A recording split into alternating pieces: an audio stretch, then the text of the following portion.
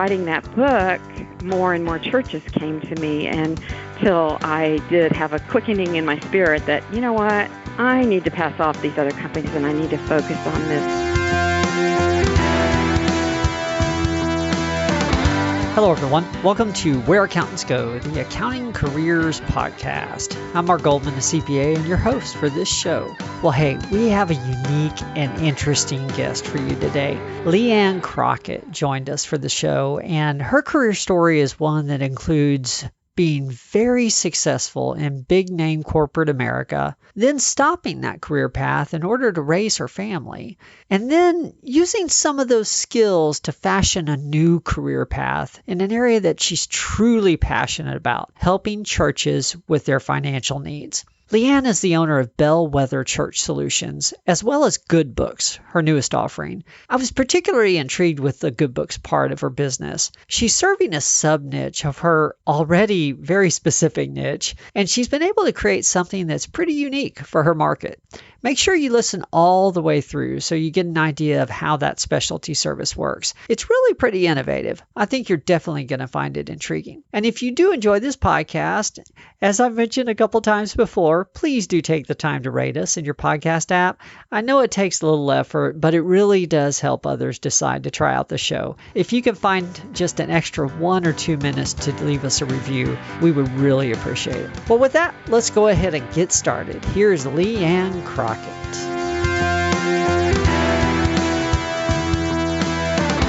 Well, hello, LeeAnn. Welcome to the show. Thank you. Thank you so much for having me. No problem. Well, for the audience, we have LeeAnn Crockett on the line today with Bellwether Church Solutions.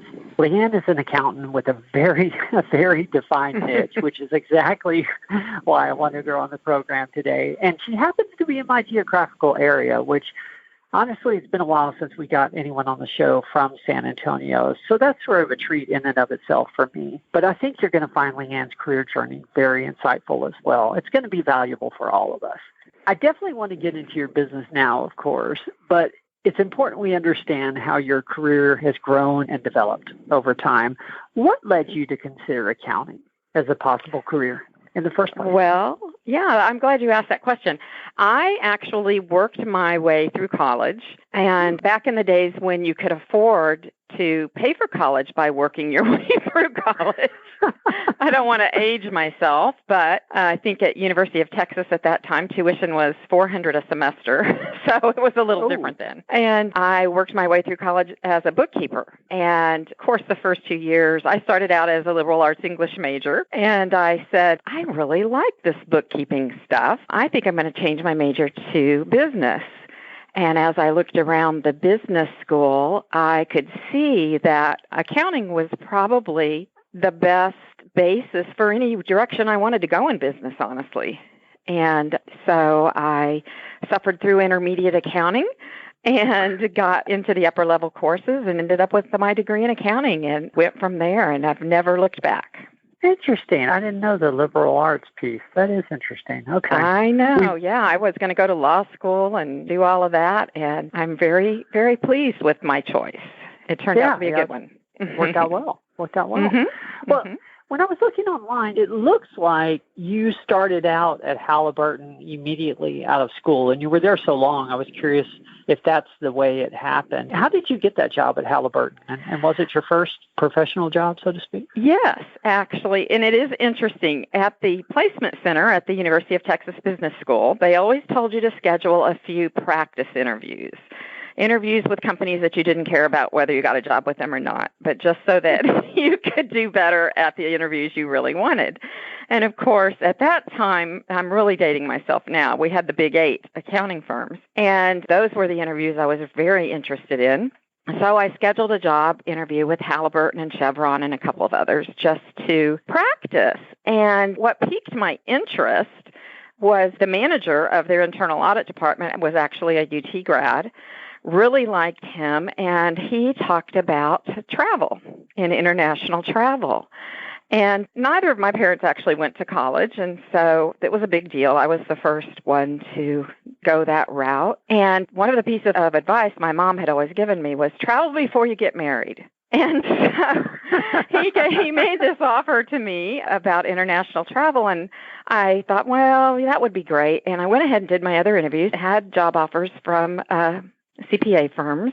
And it was kind of a really big decision at the time to say no to that and to move to Duncan, Oklahoma, of all places.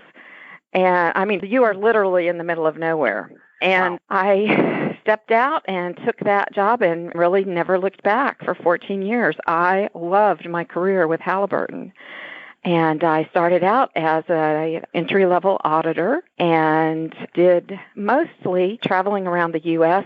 the first 6 months or so until I had a come-to-Jesus meeting with my manager, with my audit manager, and I said, you are wasting your money and my time by having me copy papers and set up audit files. I can run an audit.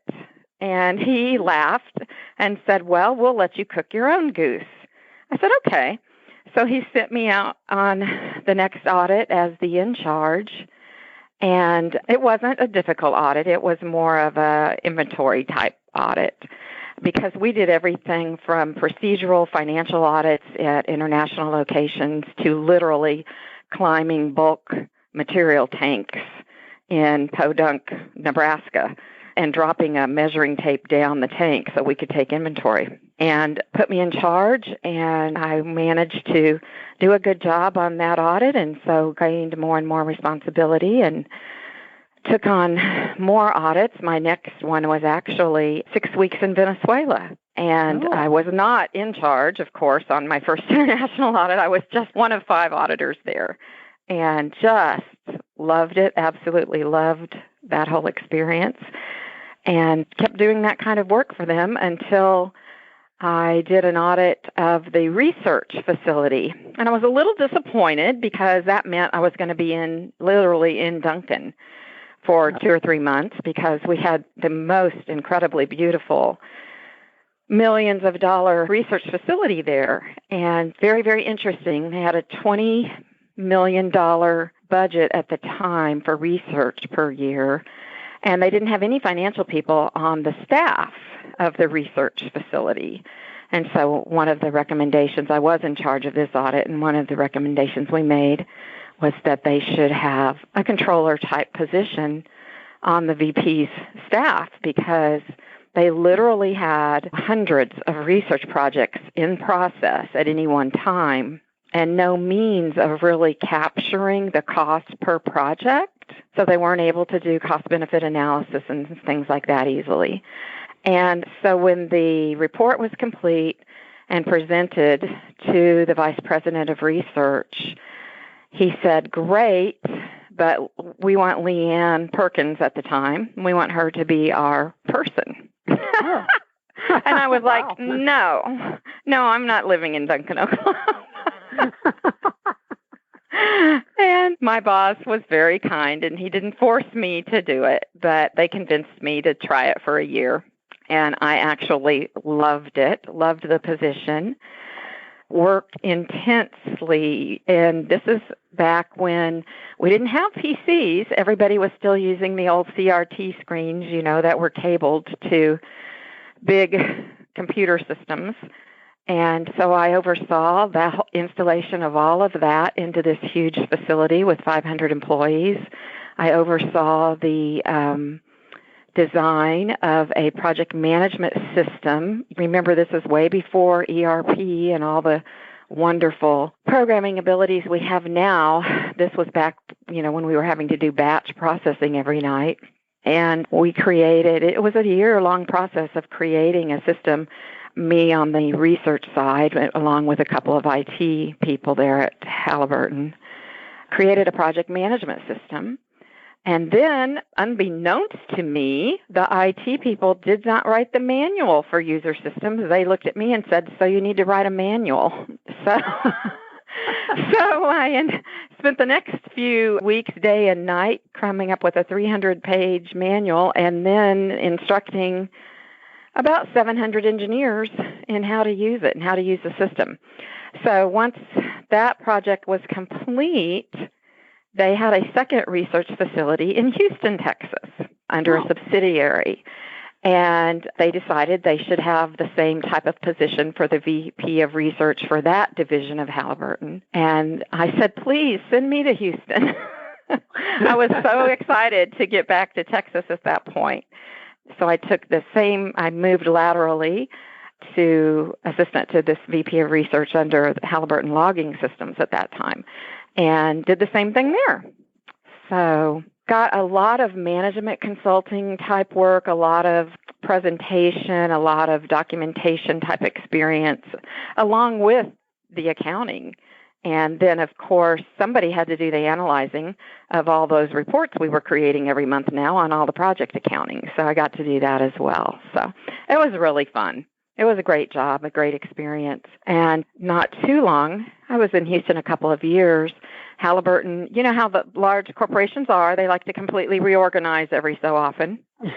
So Halliburton, let's see, 5 years before, we had divided everybody out into separate divisions and separate companies, and now we were going to bring everybody back under the Halliburton Energy Services moniker, and they had a position open for assisting a vice president of operations there for Halliburton Reservoir Services, and asked me if I'd be interested in that position, which meant a little more travel. It meant kind of switching gears.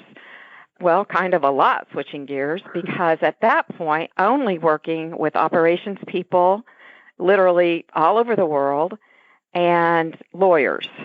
I was working with operations people and lawyers during that whole time, and any project that the vice president of operations would give me, which was quite a variety of projects, from resource management to human resource management, to taking care of annual budgets worldwide for districts and then divisions and then regions and then the whole operations, pulling all that together. And it was really fun. It was a really great experience.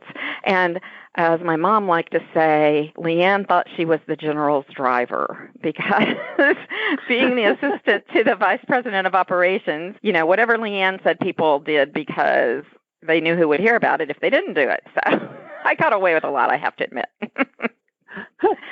Yeah, and it was at that point in my life that I got married. I was actually never getting married. That was my goal in life.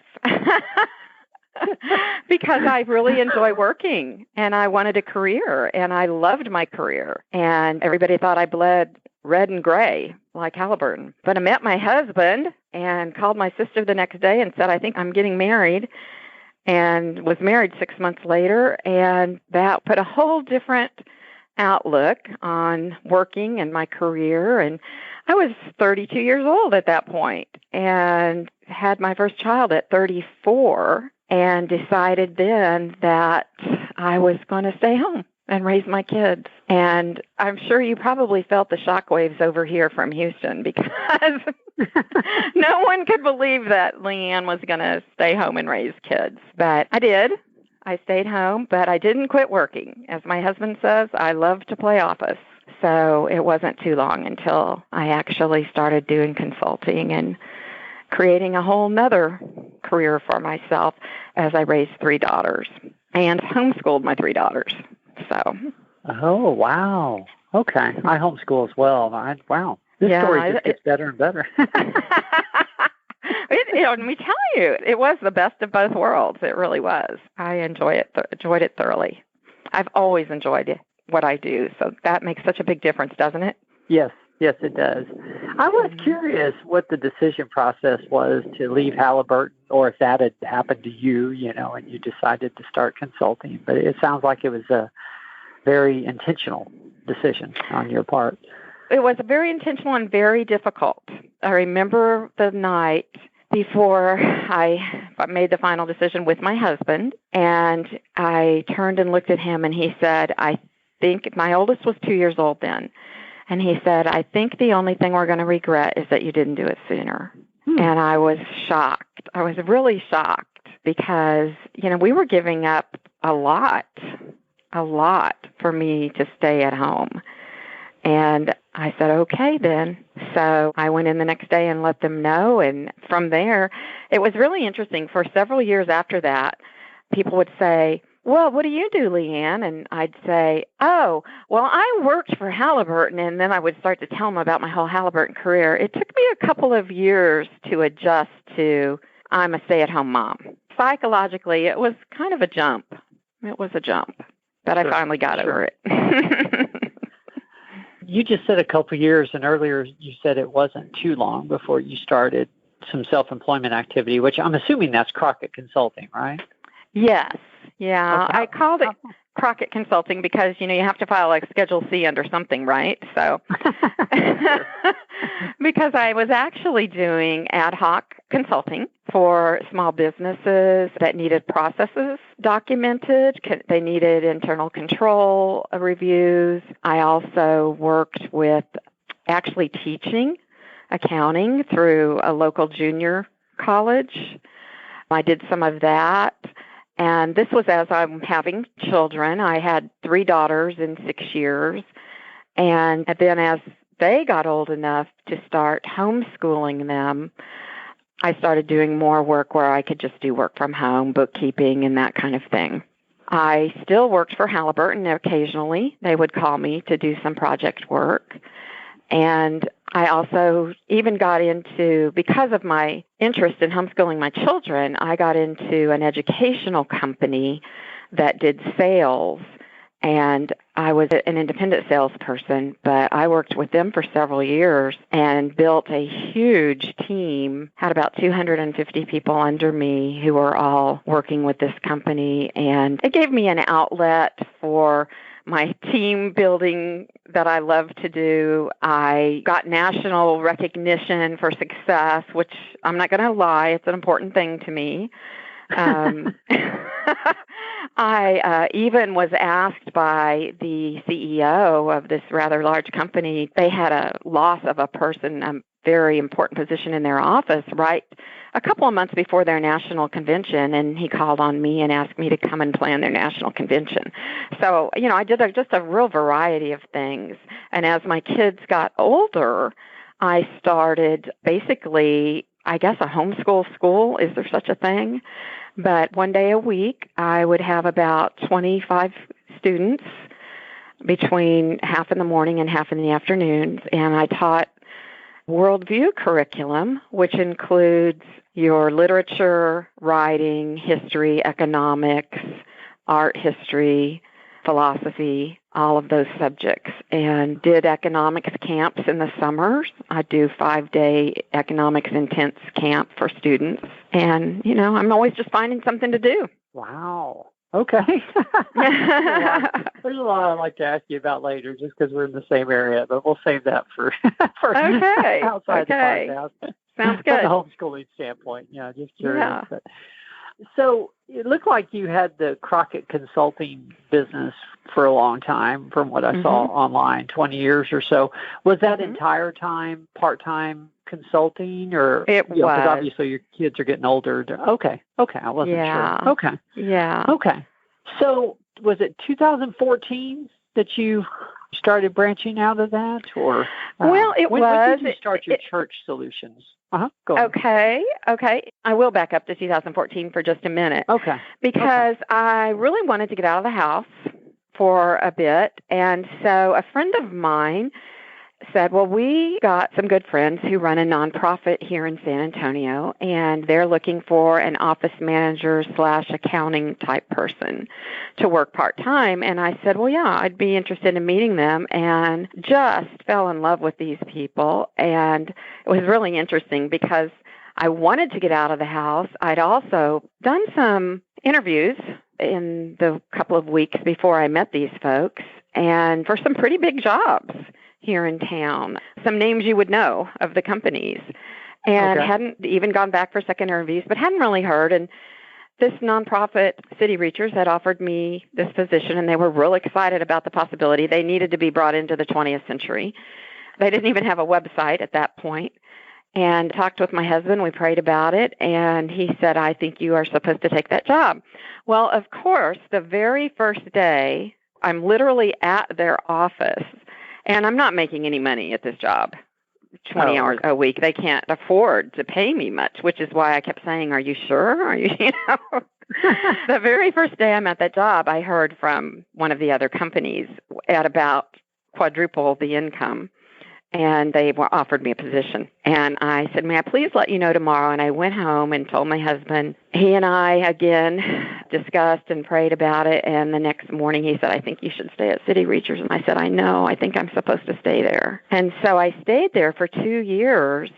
And what's interesting about that whole 2-year period, it was really in preparation for starting my accounting church business, because I had the opportunity during that 2 years to literally just bring in anything technologically relevant that I could. I had the freedom to do that, as well as this particular nonprofit, their function is to bring together other nonprofits in town. And so I must have met 200 to 300 nonprofit directors during that 2 years. Oh.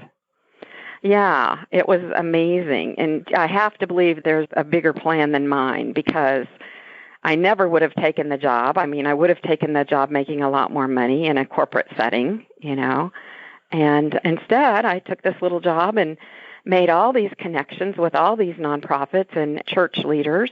And at that point, decided then I was ready to work from home. And I started doing books. And at first, I wasn't smart enough to think about niche and niche accounting. So if anybody needed their books done and they came to me, I would take them on. And I was doing a travel agency, a construction company, a publisher, just a variety of industries. And, that's kind of difficult to switch hats every hour or so. And I was like, wow, I'm not sure what I think about this. And then it happened. I received a call from a gentleman that I had known just briefly a few years previously, but I knew him well enough to know his voice. And I knew from his voice something was terribly wrong, and he was a pastor of a church. And I said, what happened? What can I help you with? And he said, we believe that our treasurer has embezzled from our church. And I said, what do you mean? It was beyond me to even really accept those words, And he began to give me some of the details, and I was absolutely flabbergasted. And I was just stunned. So I hung up, and I agreed to help them. And this was going to be my first virtual client, actually, because they were over in the Houston area. And I went into, what do I need to do to work with them virtually? How do I need to get them? I got them to, an online accounting software. They were using QuickBooks, so that wasn't a difficult thing to do. And syncing their bank, and I have quite the tech stack. I use HubDoc, I use Bill.com, I use Expensify, all of those wonderful tools that we have now. And yeah, they had been embezzled $65,000 over 8 months. And they were a small church. I mean, $10,000, $12,000 a month budget. So you think, how could that even happen, right? Yeah. Wow. But let me tell you how it happens. The treasurer quits paying the payroll taxes 2 years before and starts putting all the church expenses on the church credit card until it reaches its $30,000 limit while he's spending the cash. And nobody knows it because all they have are Excel spreadsheet financial statements. Wow. I know. Wow. And that, frankly, that's so simple to do, and just people, don't even realize. Oh, my gosh. It's shocking. It's shocking. So as I got into this with this church, I started researching it because, honestly, I am naive. I will admit to you, I'm naive about some things. And I just was beyond me that anybody would steal from the church. And I found out that approximately 1/3 of churches experience embezzlement or fraud. And I thought, no, this can't be. And I started researching it more and more and more, which led me to write the book, Preventing Fraud in Church Accounting. And that book came out in January of 2019. And it was intended to be a layman's book for a church leadership team to read over an hour-long meeting, just to say, hey, you guys need to have your eyes open and you need to be paying attention. And by writing that book, more and more churches came to me until I did have a quickening in my spirit that, you know what, I need to pass off these other companies and I need to focus on this because there is such a need for some independent eyes looking at these churches' books. And so Bellwether was created. Bellwether is actually the lead sheep that wears the bell around its neck that follows the shepherd. And that was, okay. Yeah, I know. Everybody's like, how do you spell Bellwether? I'm like, why did I pick that name? Why did I pick that name? Nope, I didn't. I didn't misspell it, but I wish I had. I actually had to buy the URL spelled with an A as well, so people could find it, you know. But yeah, anyway. So I started just focusing on churches. Well, my market, or what my intent was, to help smaller churches. And what's happened instead is that my client base is more middle-sized churches who want full-service bookkeeping. And I even have several associations, which are, and I didn't even know associations existed before this, but these are organizations that have member churches. And so one of my associations has 250 churches as part of its membership, and another one has about 200 churches, and one of them has 50 churches in their association. So I'm actually keeping the books for the association, helping them with their budgeting and doing their payroll and all of that. So that's kind of where I've ended up. And it still didn't fill that need that I felt was out there for the small church that truly can't afford a full bookkeeping service. And that was the barrier. I ran into two barriers in trying to get to the people that I really wanted to help. And that was, number one, we can't afford you. And number two, well, Aunt Susie's done our books for 37 years, and she knows everything about it. And I'd be thinking to myself, yes, and that's why someone needs to look at it. Because the average perpetrator of embezzling a church has been a member 7 to 8 years. But nobody looks because we're so Christianly, we just trust each other. And we don't want to hurt their feelings by asking them to actually see the bank statement. So it's a real need. It's a real need out there. So, which is why in January of this year, I've actually launched a second company called Good Books. Oh, and okay. Yeah. And Good Books is a division of Bellwether. And I've partnered with Xero, and I'm able to offer for a really nominal monthly subscription the bookkeeping software and the resources that they need to set up their books correctly, to sync everything. I teach them how to create the banking rules. I partner with Gusto Payroll, and so if they want to have payroll service, they work through my Gusto partnership. And so, honestly, for $100 a month, they can have all the bookkeeping and payroll automated and have my company as a resource for questions. Kind of almost a DIY service for them. And then I'm training them. I'm doing video training through my website, and I'm blogging like mad because I have found there's about 10 problems that every single church that comes to me has. They have at least one of these problems, if not all of them. Mistakes in paying pastor taxes. Pastors are dual tax citizens. They are self-employed and they are W-2 employees. And it's amazing. There's a lot of accountants who don't know that and don't know what to do with it. I didn't know what to do with it when I started out. Their records are out of date. I'm actually working for a new client today. Their church has been in existence 3 years, and they've never reconciled a bank account. They have no procedural controls. They're paying everybody as a contractor. I have a client, just as a warning to those who may be listening and paying people as contractors. I have a nonprofit client who was paying everyone as contractor. The IRS came in and slapped them with back taxes, fines, and penalties for 3 years of salaries. It was a $55,000 tax bill because they were paying people as contractors that were technically W-2 employees. None of the volunteer bookkeepers know what a journal entry is, and so their payroll liabilities are just a mess. because they don't reconcile those accounts. Just, very, very common mistakes that Sure. I see in every single church. And there's just a real need. So that's my passion now.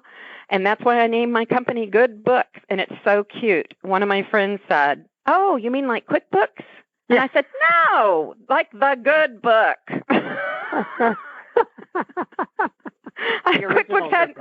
QuickBooks hadn't even crossed my mind.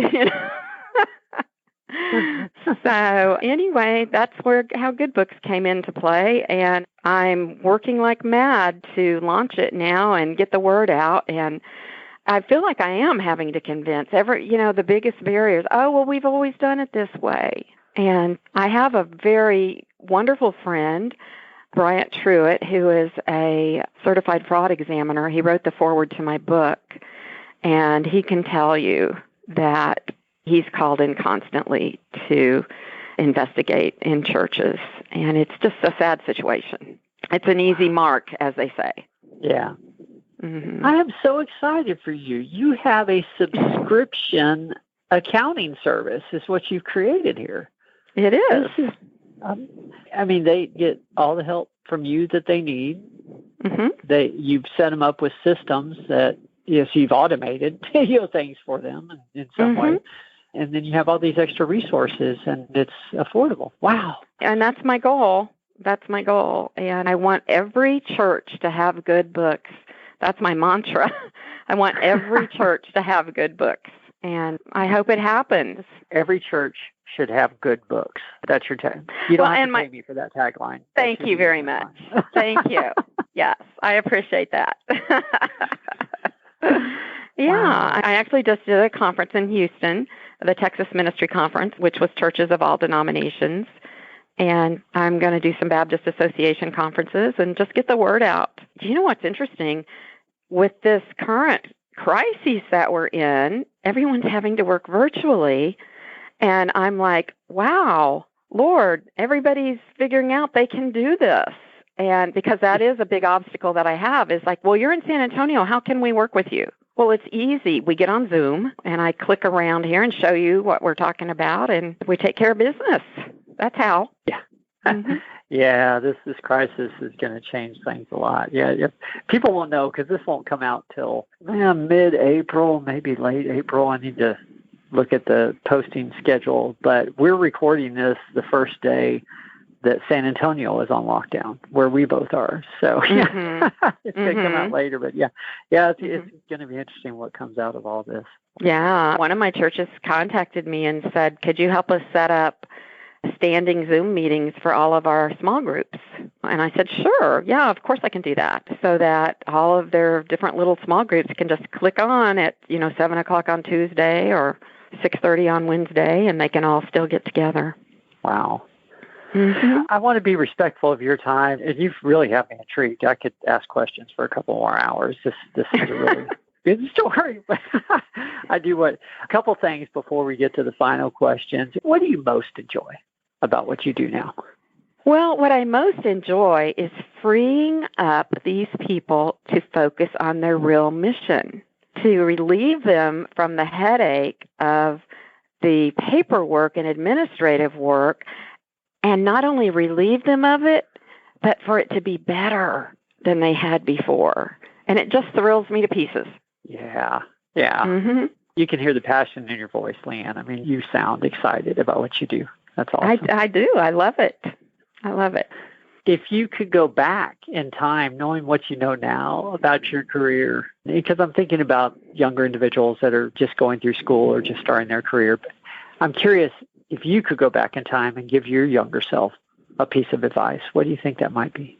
I think it would be not to waste so much time and not to be afraid. And because even when I was working a corporate job, I really had the time and the opportunity to be bold enough. I could have really had another business going at that time. With accounting, you just have so many opportunities. And I just wish I would have started this years ago. And I think I could have done it even when I was doing corporate work. I'm sure you could, actually, based on what you were telling. You were never going to get married at that point? Never. What did you say? You bled red and brown or something like that? I bled red and gray, just like Halliburton truck. That's right. Yeah, I was never getting married, and I was never having kids. I was a career woman. You could have 2 side businesses. Shoot. Oh, my gosh. Yeah. Well, this has been a fun conversation. Let me get down to the final questions because I want to make sure that we leave enough time for that, and I want to be respectful of your time. First one's usually the easiest. From a career perspective, what's been your proudest moment? Oh, my gosh. Only it's one. Supposed to be the easy one. Yeah, only one. Maybe passing the CPA exam, really. That was a huge door opener and a huge accomplishment that I'm really grateful for, and my education prepared me really well for.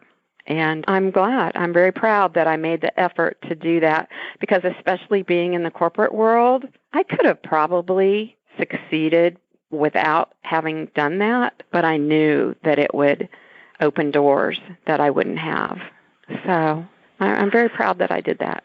I'm glad you said that. I'm a big believer in certification, and your story proves the point that, you may be at a point in your career where you're thinking, I can succeed without being certified. I'm on this path, but you never know what the future holds, and you never know how your own desires are going to change. And exactly. Yeah, exactly.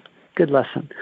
Well, second question, tell us about a lesson that you learned the hard way. And the more you can tell us about the situation, the better, because that's how we learn.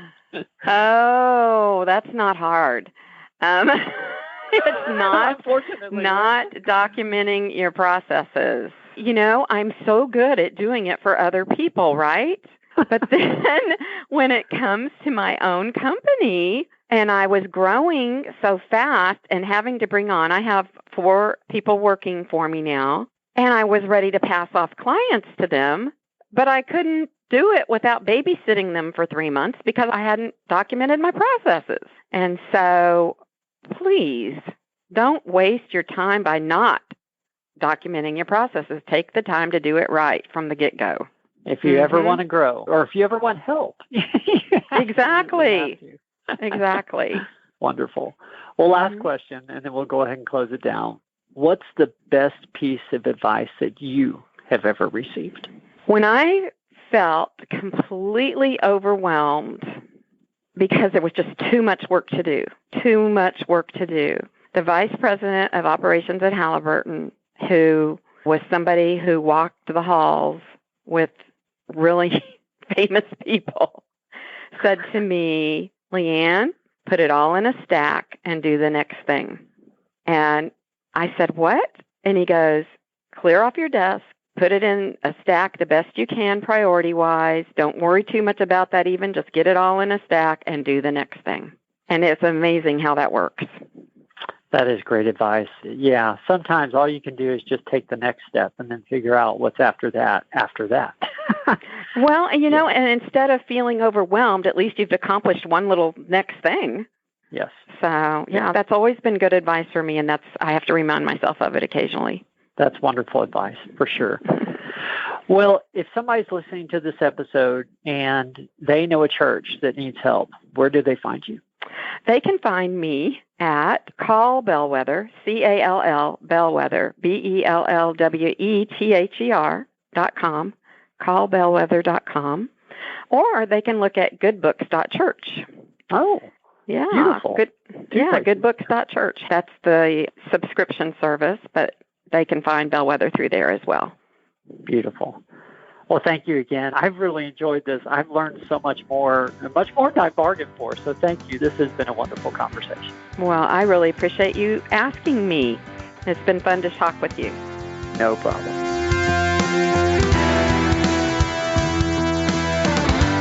Well, that was my interview with LeeAnn Crockett, and I'm sure you picked this up as well, but she just has such a positive energy level. I mean, she sounds uplifting. Those interviews are always so much fun to record. A couple of the takeaways I had are, number one, and I'm sorry to mention this again, but just really the insight about getting your certification. She talks about becoming a CPA and how she thought, maybe it wouldn't have been necessary and at that point in her career, but I think there's a lesson in there for all of us because it definitely benefits her now in what she does, and you never know what life's going to bring. So there was definitely some good insight there. And then secondly, just how fulfilled she sounds now with what she's doing. I mean, she's truly happy with the services that she's providing and really the joy that comes with it and providing services to churches. And it's just very refreshing to talk to somebody that enjoys what they do so much. Well, if you found value in this episode for yourself, please check us out online, of course, and please leave us a rating in your podcast app.